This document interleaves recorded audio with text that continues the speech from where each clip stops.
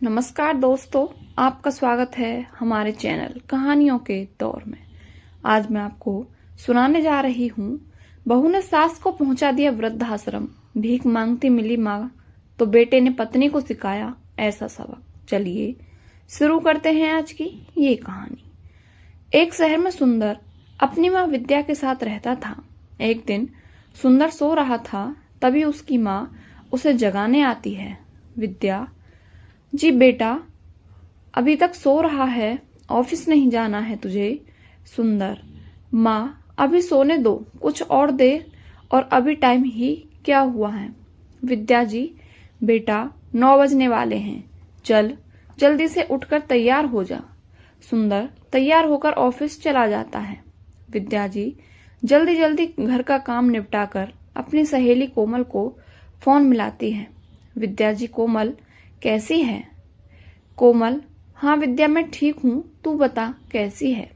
न्यारी बहू का ससुराल। विद्या जी मैं तो बिल्कुल ठीक हूँ। ये बता मैंने तुझे कहा था सुंदर के लिए एक अच्छी सी लड़की ढूंढने के लिए, तूने कुछ किया या नहीं?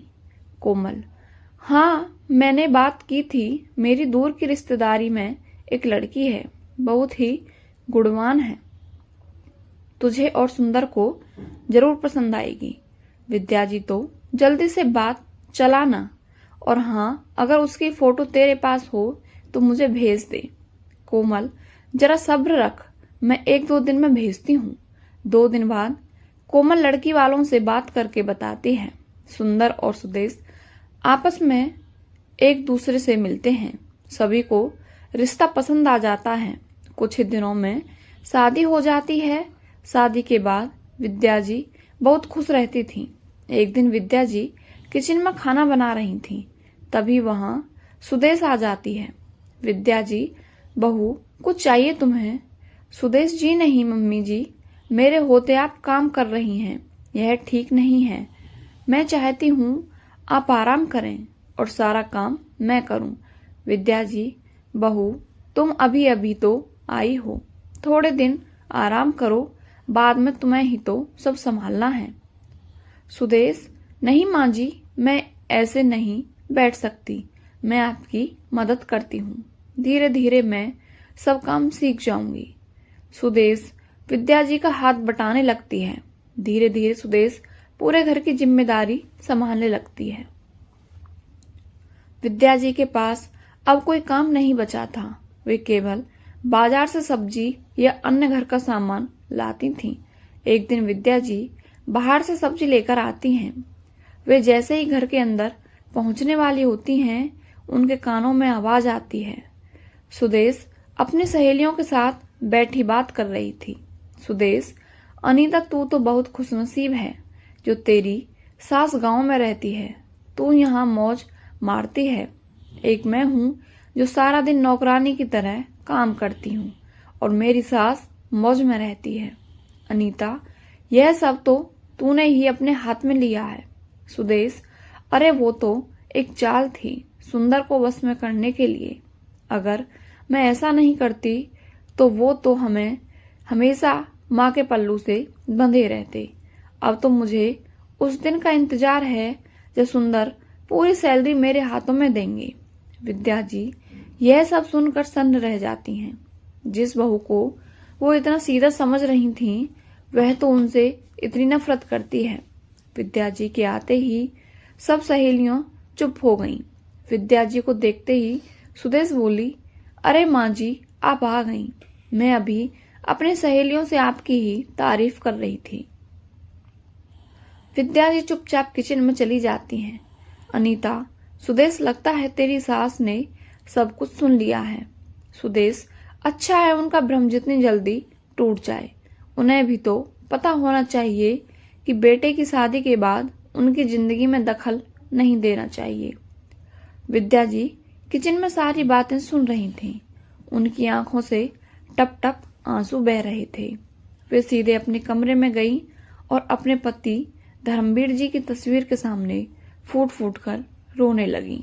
विद्या जी, आप ठीक कहते थे कि बच्चे से ज्यादा उम्मीद नहीं रखनी चाहिए। आपने कितना अच्छा कहा कि घर गृहस्थी छोड़कर अपने पैरों पर खड़ी हो जाओ, लेकिन मैं अपने इकलौते बेटे की परवरिश में सब भूल गई। अब क्या होगा, मैं कहाँ जाऊंगी? बहू तो मेरे साथ रहना नहीं चाहती। विद्या जी पलंग पर लेटी यही सोच सोच कर रो रही थीं। अगले दिन सुंदर के ऑफिस जाने के बाद उन्होंने सुदेश से बात की। विद्या जी, बहू, मैंने कल तुम्हारी सारी बातें सुन ली। ये सब तुम्हारा ही है, इसमें चालबाजी करने की क्या जरूरत थी? आज से सुंदर सैलरी भी तुम्हें ही देगा। मैं बस घर में शांति चाहती हूँ। सुदेश, माँ जी वो आपके रहते तो हो नहीं सकती। मैं अकेले रहना चाहती हूँ, मौज मस्ती करना चाहती हूँ, लेकिन सुंदर आपके बगैर नहीं रहेगा। विद्या जी को धक्का लगा। वो अपना सर पकड़कर सोफे पर बैठ गईं। विद्या जी, बहू तुम आखिर चाहती क्या हो? सुदेश, माँ जी मैं चाहती हूँ कि आप सुंदर को बिना बताए किसी वृद्धाश्रम में चली जाएं। सुंदर को मैं कोई ना कोई बहाना बनाकर समझा दूंगी। आप चाहें तो हमारी खुशियां हमें दे सकती हैं। विद्या जी, लेकिन बेटी, मैंने तो कभी तुमसे लड़ाई तक नहीं की। सुदेश, मैं किसी के साथ एडजस्ट नहीं करना चाहती। आप कल की चली जाएं। जो कुछ आपको ले जाना है वो ले जा सकती हैं, लेकिन अगर आपने सुंदर को इस बारे में कुछ बताया तो अच्छा नहीं होगा। सुदेश जी जैसे जड़वत हो गई थी।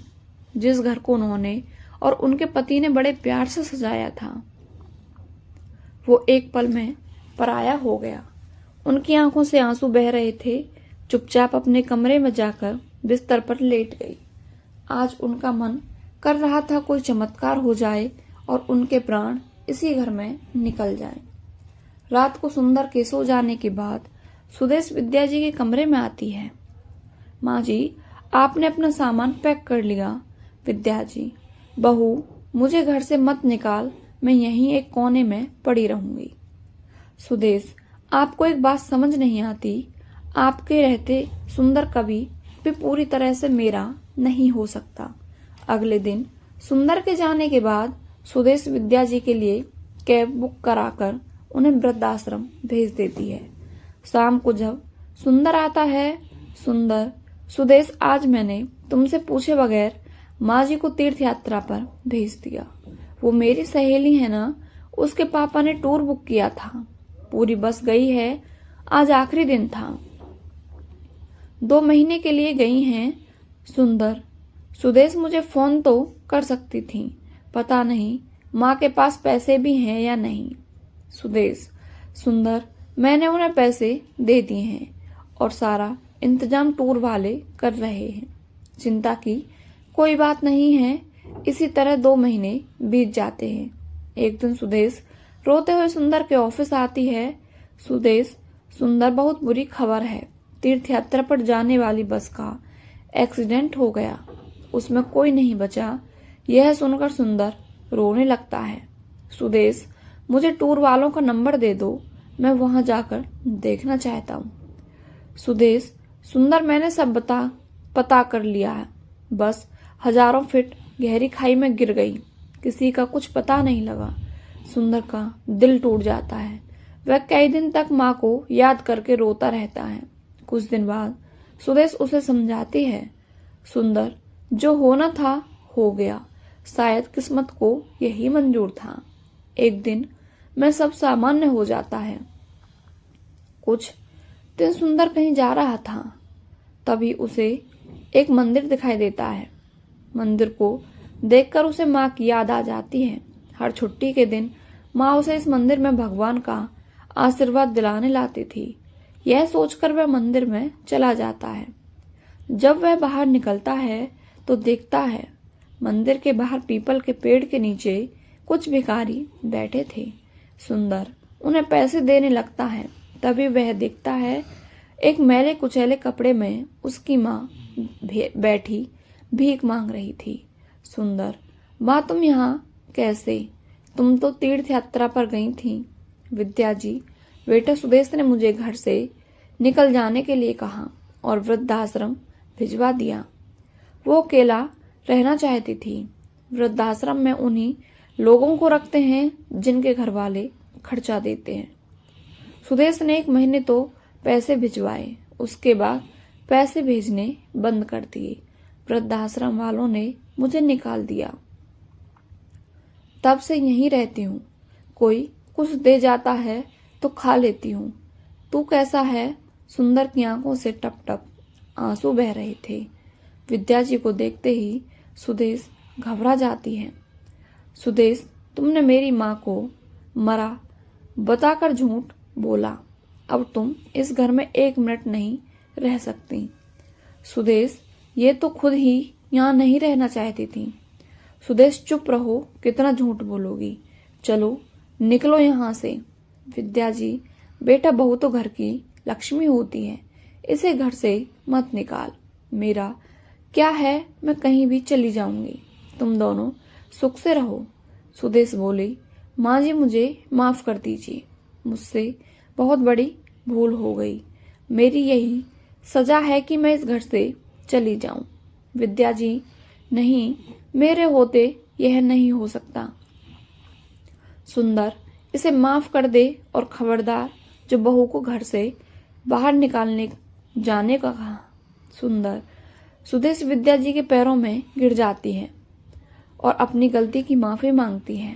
विद्या जी माफ तो कर देती हैं लेकिन दिल से माफ नहीं कर पाती। वो दिन रात मन ही मन सोचती रहती हैं और एक दिन वह सुबह को उठ नहीं पाती और हमेशा के लिए सो जाती हैं। आपकी इस कहानी के बारे में क्या राय है, हमें कमेंट बॉक्स में अवश्य बताएं और हमारे चैनल कहानियों के दौर को लाइक और सब्सक्राइब करके बेल आइकन अवश्य प्रेस करें।